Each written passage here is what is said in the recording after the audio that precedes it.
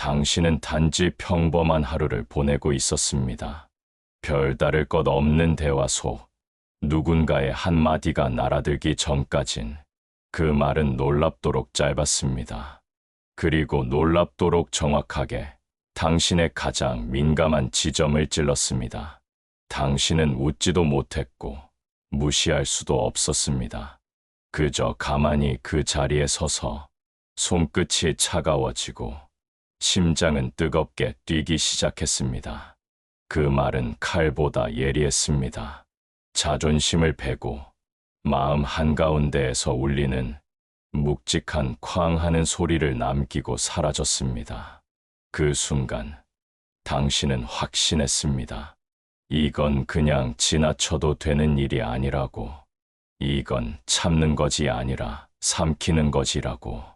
그리고 그런 굴욕은 단 한 번도 지혜롭지 않았다고 믿었습니다. 그래서 당신은 말했습니다. 아니, 터뜨렸습니다. 마음속 분노의 문을 활짝 열고 그 문 너머에서 달려나오는 감정의 홍수를 더는 붙잡지 않기로 했습니다. 당신은 그렇게 싸웠고, 당신은 그렇게 말했고, 당신은 그렇게 반격했습니다. 그리고 시간이 흘렀습니다. 상대는 돌아섰고, 사람들은 잊었습니다. 세상은 언제나처럼 흘러갔습니다. 하지만 정작 당신만이 그 순간에 머물러 있었습니다. 밤이 되어도 잠이 오지 않았고, 대화를 곱씹고, 억울함을 되새기고, 만약에 다시 돌아간다면 어떻게 말할지를 끝없이 시뮬레이션하며 그날의 감정에서 한 발짝도 벗어나지 못했습니다. 이미 지나간 일이었지만 당신은 여전히 그 안에 살고 있었습니다. 왜일까요? 왜 모든 게 끝났는데도 그 전쟁은 아직도 당신 안에서 계속되고 있는 걸까요? 왜 그 말 한마디가 당신의 하루 전체를 삼켜버렸을까요? 그리고 더 중요한 질문, 왜 당신은 늘 이렇게 쉽게 무너지는 걸까요? 세네카는 이렇게 말했습니다. 분노는 짧은 광기다. 짧습니다. 아주 짧습니다. 그 몇 초, 몇 분 동안 터져 나오는 감정은 마치 화산처럼 뜨겁고 거침이 없습니다. 하지만 우리가 자주 잊는 것이 하나 있습니다. 분노는 짧지만 그 여운은 믿을 수 없을 만큼 깁니다. 그 짧은 폭발이 당신의 하루를 무너뜨립니다. 가까웠던 사람과의 관계를 갈라놓고 삶의 중심을 뿌리째 흔들어 놓습니다. 분노는 즉각적이지만 그 파장은 아주 느리게 그리고 조용히 당신을 갉아먹습니다. 한마디의 독설, 한순간의 격한 표정이 몇 시간, 며칠, 심지어 몇 년이 지나도 여전히 당신 안에서 되풀이되고 있는 걸 당신은 알고 있지 않나요? 상대는 잊었을지 몰라도 당신은 계속해서 그 장면을 곱씹고 그 말을 되새깁니다. 그리고 매번 그때의 감정으로 돌아갑니다. 분노는 그 순간 끝나는 게 아닙니다. 오히려 그 순간부터 시작되는 겁니다. 그리고 그 모든 후폭풍은 대부분 당신 혼자 감당해야 할 몫입니다. 이것이 바로 분노가 값비싼 감정인 이유입니다. 분노는 결코 당신에게 이득을 주지 않습니다. 그것은 당신이 상대에게 보내는 탐안처럼 보이지만 사실은 자신을 향해 쏘는 화살에 가깝습니다. 분노는 교훈을 남기지 않습니다. 오히려 더 많은 오해와 단절을 남깁니다. 분노는 당신의 자존을 지켜주지 않습니다. 그보다 먼저 당신의 품위를 잃게 만듭니다. 그리고 무엇보다 분노는 당신이 가장 소중히 여겨야 할 것들을 서서히, 그러나 분명히 앗아갑니다. 당신의 고요를, 당신의 중심을, 당신의 내면의 품격을, 가장 지켜야 할 것들부터 부서지기 시작합니다. 당신은 이기려 했지만 사실은 잃고 있었습니다. 그게 바로 분노의 값입니다. 어쩌면 세상에서 가장 비싼 대가일지도 모릅니다. 그렇다면 우리는 분노를 어떻게 다뤄야 할까요? 많은 사람들은 이렇게 말합니다. 화를 참아라. 그냥 넘겨라. 화를 내봤자 손해다. 이 말은 맞는 말입니다. 하지만 동시에 위험한 말이기도 합니다. 왜냐하면 참는다는 말이 어느 순간부터 억누르라는 의미로 바뀌었기 때문입니다. 분노를 억지로 가둬두고 마치 아무렇지 않은 척 웃으며 넘기라는 식으로 받아들여졌기 때문입니다. 그러나 유교, 특히 동양 철학의 맥락에서 보면 참는다는 것은 단순한 억제가 아닙니다. 공자는 말합니다.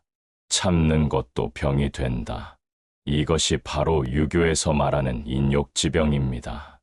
억울함을 참는 것도 결국 병이 된다는 뜻이죠. 왜일까요? 그건 억지로 누른 분노는 절대 사라지지 않기 때문입니다. 그 감정은 사라진 것이 아니라 당신 안 어딘가에서 썩고 있습니다.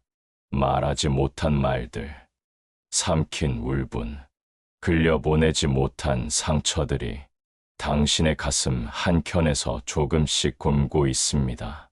겉으로는 조용해 보이지만 그 안에서는 폭풍이 치고 있습니다. 겉으론 점잖지만 속은 타들어갑니다. 그리고 언젠가는 사소한 말 한마디에도 뜻밖의 상황에서도 그 눌려있던 분노는 갑작스레 폭발합니다. 그것은 오래 눌러둔 감정이 만드는 지연된 파괴력입니다. 폭발하지 않은 시한폭탄, 그게 바로 참기만 했던 분노의 본 모습입니다. 그래서 진짜 지혜는 억제도 아니고 폭발도 아닙니다. 무조건 삼키는 것도, 무조건 발산하는 것도 모두 미숙한 방식입니다. 진짜 힘은 그 중간에 있습니다. 분노를 억누르지도 않고 감정에 끌려가지도 않으며 그 감정을 그대로 바라보고 이해하고 그것이 나를 움직이지 않게 만드는 것. 이것이 바로 동양 철학과 스토아 철학이 공통적으로 말하는 내면의 단단함, 그리고 진정한 절제의 힘입니다. 그러니 기억하십시오. 진짜 절제는 감정을 죽이는 것이 아니라 그 감정에 끌려가지 않는 것입니다. 그렇다면 질문이 하나 생깁니다. 우리는 왜 이렇게 쉽게 분노에 휘둘리는 걸까요? 왜 때로는 작은 말 한마디에 온몸이 긴장하고 마음이 폭풍처럼 요동치며 머릿속이 온통 반격으로 가득 차는 걸까요? 그 이유는 분노가 단순한 감정이 아니라 우리 내면의 아주 깊은 지점을 건드리는 반사작용이기 때문입니다. 그 반응은 논리보다 빠르고 생각보다 먼저 무언가를 지키기 위한 본능처럼 작동합니다. 그리고 그 본능의 이름은 바로 정의감입니다. 이건 아니지. 이건 너무 억울해. 왜 나만 참아야 하지? 이건 반드시 바로잡아야 해. 그 목소리는 겉으로는 정의를 말하지만 그 뿌리를 더 깊이 들여다보면 놀랍게도 그 정의감은 진짜 정의에서 오는 것이 아닐 때가 많습니다. 그것은 상처받은 자아의 외침입니다. 무시당해왔던 경험, 억울함 속에 혼자 남겨졌던 기억, 가볍게 취급당했던 수많은 순간들, 그 기억들은 조용히 가라앉아 있다가 누군가의 말투 하나, 표정 하나, 혹은 아무 말 없는 침묵조차도 자신을 다시 위협하는 신호로 받아들이게 만듭니다. 그 순간 당신 안에 방어 시스템이 작동합니다. 그리고 그 방어의 형태는 대부분 분노입니다. 그 분노는 스스로를 지키기 위한 방패이자 무기입니다. 하지만 곧 깨닫게 됩니다. 그 무기는 자신을 지키는 것처럼 보이지만 실제로는 당신의 내면을, 관계를, 일상을 조용히 그리고 꾸준히 파괴해 나가고 있다는 것을. 왜냐하면 자기를 방어하기 위해 터뜨리는 분노는 결국 자기 자신을 파괴하는 방향으로 흐르기 때문입니다. 분노는 당신의 목소리를 키워줄지 모르지만 그 뒤에는 늘 고립이 따라옵니다. 당신은 이긴 것 같지만 사실은 혼자 남게 됩니다. 그 분노가 끝난 후에도 그 자리에 남아있는 것은 상대에 대한 승리감이 아니라 자기 자신에 대한 깊은 허무감입니다. 이것이 우리가 분노에 끌려가지 말아야 할 가장 본질적인 이유입니다.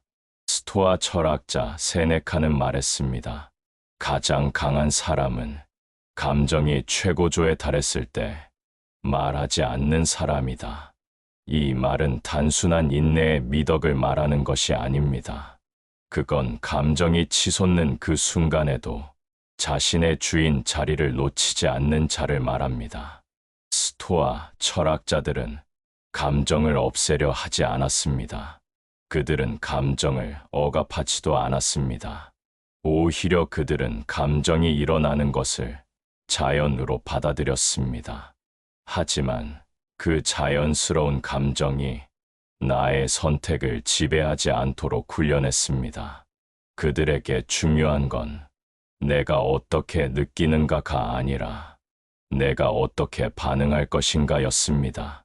감정은 사람이라면 누구나 느낄 수 있습니다. 분노도 마찬가지입니다. 그 자체는 죄도 아니고 결점도 아닙니다. 문제는 그 분노에 바로 반응할 때 생깁니다. 그 순간 당신은 자유로운 인간이 아니라 감정에 의해 끌려다니는 존재가 됩니다.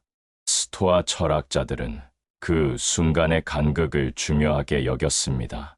감정이 일어나고 그 감정이 행동으로 옮겨지기까지의 아주 짧은 그러나 결정적인 순간, 바로 그 간극 속에서 인간의 품격이 결정된다고 보았습니다.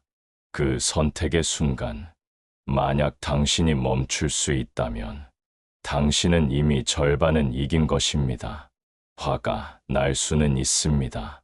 그러나 그 화를 터뜨릴지 말지는 당신의 선택입니다. 그 선택 앞에서 당신이 침묵을 택한다면 그 침묵은 결코 약함이 아닙니다. 그 침묵은 세네카가 말한 진짜 강함의 증거입니다. 당신은 감정을 느끼되 감정에 지휘당하지 않는 사람입니다. 그것이 바로 스토아 철학이 말하는 자유로운 인간의 모습입니다. 그리고 그 모습은 세상의 어떤 반격보다도 더 단단하고 아름답습니다. 이제 우리는 하나의 질문 앞에 서게 됩니다. 분노가 당신을 찾아올 때 당신은 어떻게 반응하고 있나요? 누군가는 즉시 말로 반격합니다. 목소리는 높아지고 표정은 굳어지고 그 사람의 말보다 더 아프게 되돌려주고 싶다는 충동이 머리를 지배합니다. 또 누군가는 겉으론 아무 말도 하지 않지만 속으로 혼잣말을 반복하며 상대를 향한 분노를 되새깁니다. 눈빛은 식었고 마음은 타들어갑니다. 왜 내가 이런 말을 듣고도 가만히 있어야 하지? 다음엔 절대 안 참아야지. 또 다른 누군가는 억지로 참습니다. 화를 내는 건 유치한 거라며 겉으로는 아무 일 없는 척 조용히 물러섭니다. 그러나 그 침묵 속에서 분노는 서서히 상처로 변합니다. 말하지 못한 억울함, 삼켜버린 수치감, 그것들은 내부에서 썩기 시작합니다.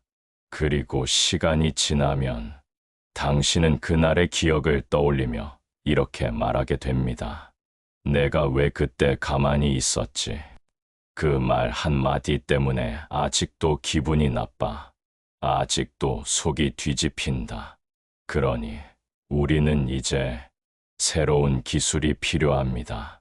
분노를 억누르거나 폭발시키거나 되새김질하지 않는 제3의 선택. 그건 감정을 억제하는 기술이 아니라 감정을 정면에서 바라보는 연습입니다. 어느 날 누군가의 말 한마디가 당신의 가슴을 찔렀을 때 그 순간 이렇게 말해보세요. 아, 지금 나는 화가 났구나. 내가 느끼는 이 감정은 나를 지키기 위한 본능이구나. 그렇지만 나는 이 감정에 끌려가지 않을 거야. 설명하지 마세요. 억누르지도 마세요. 그저 그 감정을 앉혀두세요. 속으로 천천히 호흡하며 당신의 내면이 흔들리는 걸 그저 지켜보는 연습. 이건 단순한 명상이 아닙니다. 이건 자기 자신을 통제하는 고요한 기술입니다. 분노의 에너지를 외부로 터뜨릴 필요도, 내부에 썩히며 병들게 할 필요도 없습니다. 당신이 할 일은 그저 그 에너지를 의식 속에 놓아두는 것입니다. 감정은 올라오되 당신은 반응하지 않는 그 순간, 바로 그 순간이 당신의 품격을 지키는 진짜 싸움입니다.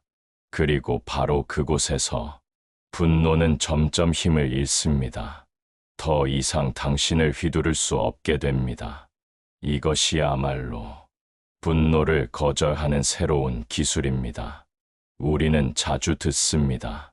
가만히 있으면 바보 되는 세상이다. 참는 사람이 결국 손해본다.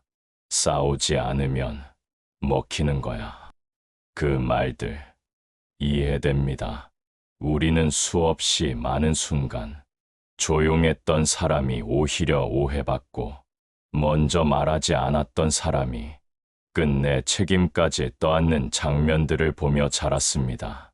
그래서 우리는 침묵을 약함이나 도피로 여기게 되었습니다. 말하지 않으면 진다. 참으면 바보다. 화내지 않으면 얕본다. 그러나 그 믿음은 반만 맞는 이야기입니다. 침묵이 약함일 때도 있지만 그 침묵이 의식적인 선택이라면 그건 약함이 아니라 절대적인 강함입니다. 당신이 굳이 설명하지 않아도 되는 순간이 있습니다. 당신이 굳이 이해받지 않아도 되는 사람도 있습니다. 때로 침묵은 내가 어떤 사람인지 보여주기 위한 행동이 아니라 내가 어떤 사람인지 지켜내기 위한 행동입니다. 스토아 철학자들은 말합니다. 가장 고요한 사람은 가장 격렬한 싸움을 자기 안에서 끝낸 사람이다. 그리고 유교의 지혜는 덧붙입니다. 진짜 품격이란 세상과 부딪혀 무너진 다음 생기는 것이 아니라 부딪히지 않아도 흔들리지 않는 내면에서 생기는 것이라고. 세네카도 이렇게 말했습니다. 분노는 타인에게 상처를 주기 전에 반드시 자신을 먼저 파괴한다. 그러니 침묵은 그저 말을 하지 않는 것이 아닙니다. 침묵은 당신의 존엄을 지키는 전략적 거리두기입니다. 그 침묵은 당신을 구석으로 몰아넣지 않습니다. 오히려 당신을 중심으로 데려옵니다. 말하지 않음으로써 당신은 더 많은 걸 보고 더 깊이 생각할 수 있습니다. 그리고 무엇보다 당신의 에너지와 정신을 가치 없는 소모로부터 지켜낼 수 있습니다. 이것이 분노에 반응하지 않는 사람, 그리고 조용히 물러서되 절대 무너지지 않는 사람의 진짜 기술입니다. 그 사람은 두려워서 조용한 게 아닙니다.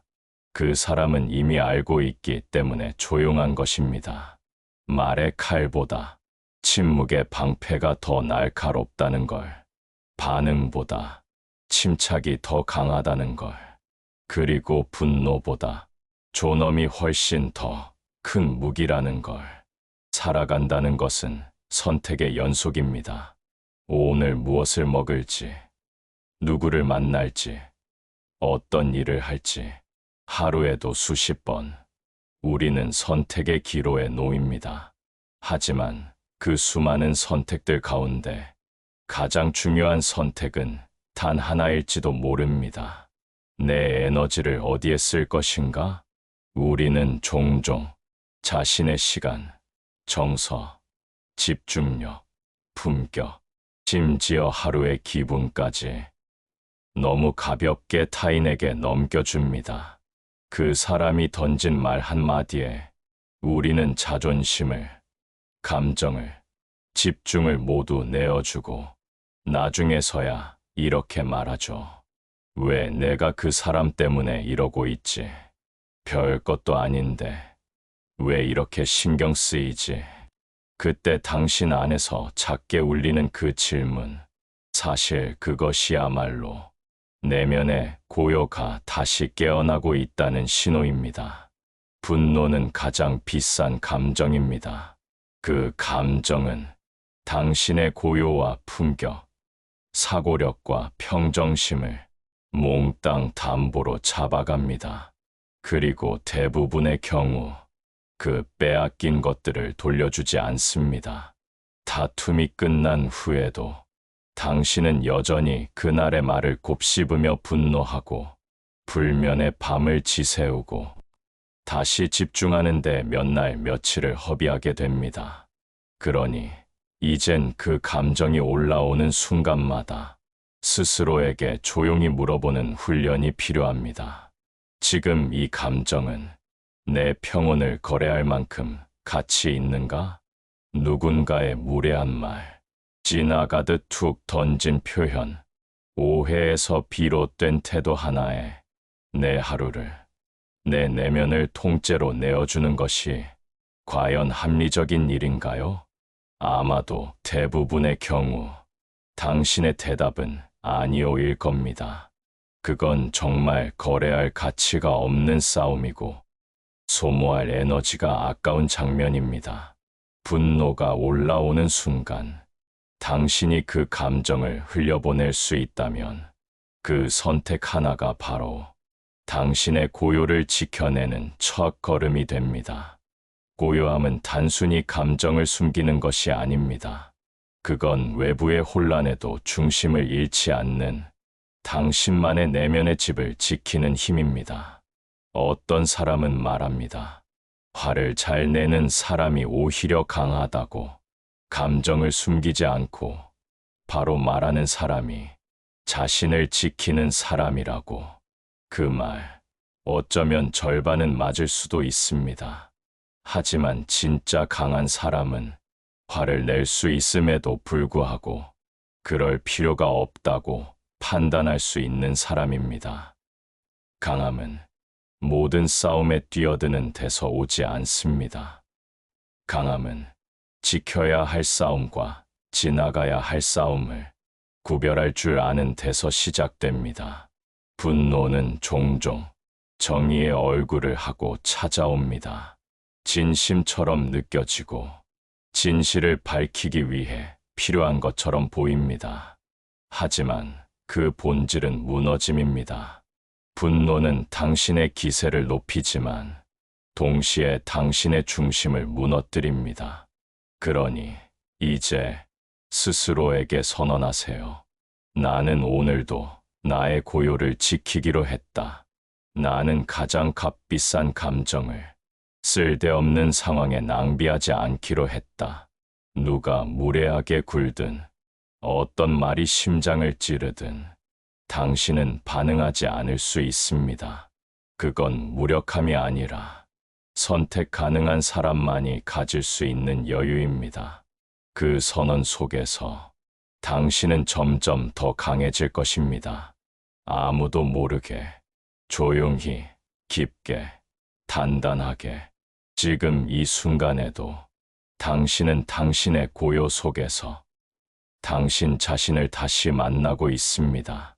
그리고 그 만남은 당신의 가장 값진 평화를 세상이 빼앗을 수 없게 만들어줄 것입니다.